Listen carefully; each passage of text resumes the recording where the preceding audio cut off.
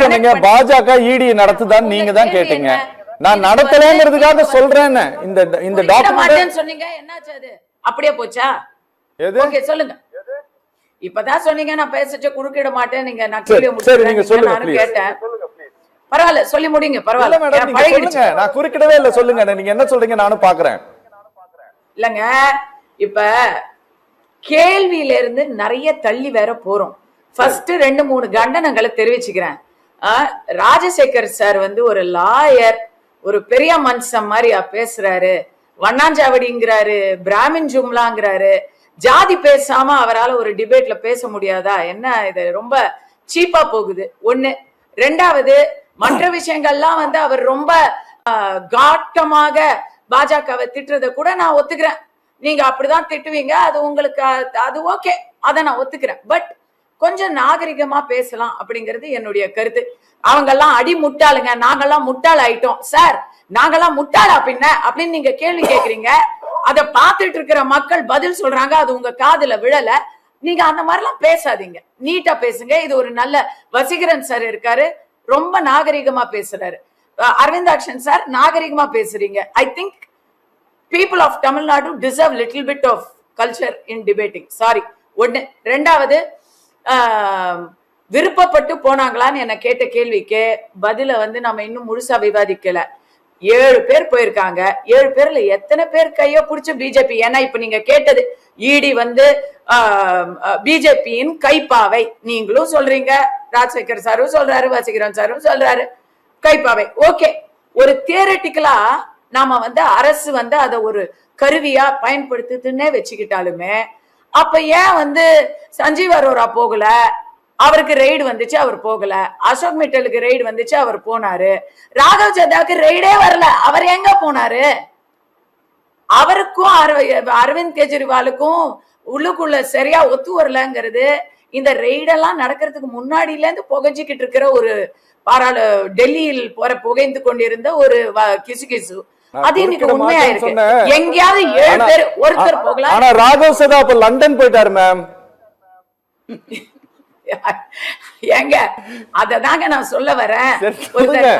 லண்டன்ல போனா ஊர்ல இல்லைன்னா அவங்க வீட்டுல ரெய்ட் நடக்காது அப்படின்னு சொல்ல வரீங்களா? என்னன்னு தெரியல. நீங்க எதுக்கு அதை சொல்றீங்க? நான் என்ன கேக்குறேன்னா, ஒரு 7 பேர், ஒருத்தர் 2 பேரை நீங்க வந்து பயமுறுத்தலாம், ஏதாவது செய்யலாம். 7 பேரை எப்படி பண்ண முடியும்? ஹர்பஜன் சிங் எல்லாம் என்னதான் பண்ண முடியும் சொல்லுங்க? ஏஏபில இருக்கிறதுனாலயே நான் அதை ஒரு காம்ப்ளிமெண்டாவே நான் வந்து சொல்லிக்கிறேன். ஏஏபில தலைமை கொஞ்சம் சொதப்பலா இருந்தா கூட அங்க இருந்த மெம்பர்ஸ் எல்லாம் கமலஹாசன் கட்சியில இருந்த மாதிரி இங்க கமல் சார் தான் வந்து மொத்தமா போயிட்டாரு, அடகு வச்சுட்டாரு கட்சிய. ஆனா அந்த கட்சியில இருந்தவங்க கொஞ்சம் ஒரு நம்பிக்கையோட நல்லவங்க தாங்க இருந்தாங்க.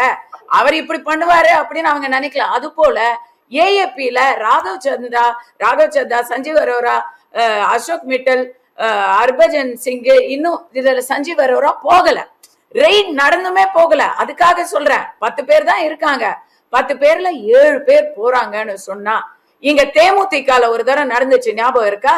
தேமுதிகால இருந்து மாஃபா பாண்டியராஜன், அப்புறம் இவரு மதுரை சுந்தரராஜன், மதுரை இல்ல, எங்க பட ப்ரொடியூசருங்க அவரு, இல்லங்க கல்பாத்தியாகரம் இல்ல, கிறிஸ்டியன் நேம், டக்குன்னு வாயில டக்குன்னு நினைவுக்கு வர மாட்டேங்குது. பரவாயில்ல சொல்லுங்க. Anyway the point is, DMDK கேப்டனுக்கும் அம்மா புரட்சி தலைவி அவர்களுக்கும் ஒரு கருத்து வேறுபாடு வந்தப்போ டிஎம்டிகேல இருந்து நிறைய பேர் போனாங்க. they all went. அவங்களுக்கு அமைச்சர் பதவி கூட கிடைச்சது இதுல அம்மாவுடைய ஆட்சியில. உடனே நம்ம சொல்லிடலாமா, அவங்க எல்லாம் வந்து கட்டாயத்தின் பேர்ல போனாங்கல்ல? நான் கட்டாயம் தாங்க, ஆனா அது அம்மா பண்ண கட்டாயம் கிடையாது, கட்சியில அவங்களுக்கு உள்ள கட்டாயம். இன்னைக்கு நடந்திருக்கு. இன்னைக்கு வந்து கேப்டன் உயிர் மூச்சு வரைக்கும் எதிர்த்த ஒரு கட்சியில போய் கட்சியோட சேர்ந்து இன்னைக்கு தேர்தலை சந்திச்சிருக்காங்க. எத்தனை பேருக்கு அது வந்து வலிக்கும்? நீங்க பாருங்க, தேர்தல் முடிவு என்னவா வேணா இருக்கட்டும், அந்த கட்சியில இருந்து நிறைய பேர் மாறுவாங்க. they will go to other places. இப்பவே நடந்துட்டு இருக்கு. ஏன் இதை சொல்றேன்னா, ஒரு பிஜேபி ஒருத்தங்க வந்தா அவங்கள வந்து சேர்த்துக்குதுன்னா ஆமா சேர்த்துக்கும். நீ வரக்கூடாது என் கட்சிக்குன்னு யாராவது சொல்லுவாங்களா?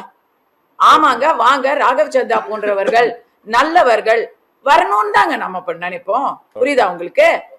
எந்த கட்சியா இருந்தாலும், காங்கிரஸுக்கு போயிருந்தாலோ, திரிணாமுலுக்கு போயிருந்தாலோ, இல்ல ஜனதாவுக்கு போயிருந்தாலோ, எங்க போயிருந்தாலும் தான் அவங்க சேர்த்துக்கிட்டு இருப்பாங்க. யாராவது கூடாதுன்னு சொல்லியிருப்பாங்களா?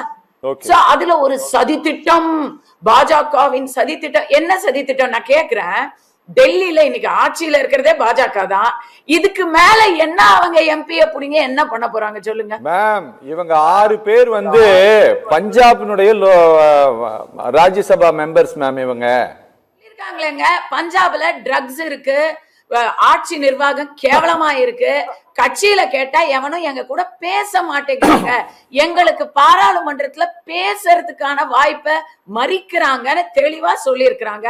அதுக்கு நீங்க வந்து சிரிப்பீங்க, ஒத்துக்க மாட்டீங்க. ஏன்னா எம்பி அவர்கள் வாயிலேருந்து வரதெல்லாம் இப்ப போய் நேத்து வரைக்கும் உங்க எம்பியா இருந்த வரைக்கும், எதிர்கட்சி எம்பியா இருந்த வரைக்கும் உங்களுக்கு அவங்க சொன்னதெல்லாம் தெய்வ வாக்கு. இப்ப அவங்க மாறிட்டாங்க, உண்மையை சொல்லிட்டாங்க, நீங்க ஒத்துக்க மாட்டீங்க. அப்படித்தானே? இதுக்கு வந்து அவரு தான் பதில் சொல்றேன், நான் சொல்லக்கூடாது, சரியா இருக்காது. அதனால நான் அவரையே சொல்றேன். கஸ்தூரி மேடம், நீங்க இறுதியா ஏதாவது சொல்ல விரும்புறீங்களா? நான் உங்களோட நான் நிகழ்ச்சி முடிச்சிடலான் இருக்கிறேன், ப்ளீஸ். 2 விஷயம். முதல்ல வசீகரன் சாருக்கு 2 கேள்வி இருக்கு. முதல் கேள்வி, சரி கரெக்ட், ராகவ் சத்தா தான் ரொம்ப தப்பானவரு, அவர் வந்து சுயநலம் மிக்கவரு, அவர் தன்னைத்தானே வந்து ப்ரமோட் பண்ணிக்கிட்டாரு, அதனால நீங்க அவரை வந்து கட்சியில கூட நடவடிக்கை எடுத்தீங்க, அவரை தூக்கிட்டீங்க. அதுக்கு பதிலா தான் ஒருத்தரை போட்டீங்க, அவர் பேர் தான் அசோக் மிட்டல். நீங்க யார வந்து இப்ப அவர் வந்து பிஜேபி எம்பியா நிக்கிறாரு, இதுக்கு நீங்க என்ன பதில்?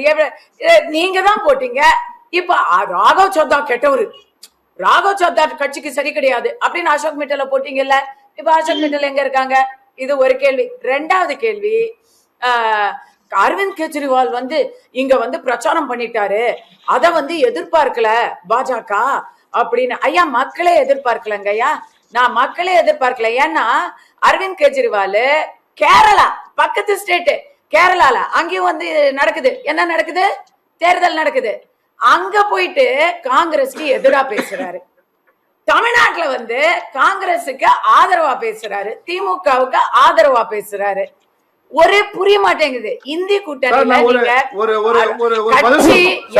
எதிர் கேக்குறீங்கல்ல, நாங்க பிஜேபிக்கு எதிராக நாங்க வந்து அப்படி பண்ண இப்படி பேசிட்டோம், அத பிஜேபி, அதெல்லாம் ஒண்ணு இல்லைங்கய்யா. பிஜேபிக்கு எதிரா யார் பேசினாலும் பேசாட்டியும் மக்கள் பிஜேபிக்கு தான் ஓட்டு போட்டுக்கிட்டு இருக்காங்க. நீங்க பக்கத்து ஸ்டேட்ல பெங்கால்ல திட்டுறீங்க, கேரளாவுல திட்டுறீங்க, தமிழ்நாட்டுல வந்து கொஞ்சிக்கிறீங்க. இது என்ன கதைன்னு எனக்கு புரியல. 2வது, ராஜசேகர் அவர்களுக்கு, ஐயா வாங்க, கடவுளை வியாபாரம் செய்வத தொழிலா வச்சிருக்கிறாங்க. ஐயா, அது உண்மை இல்ல.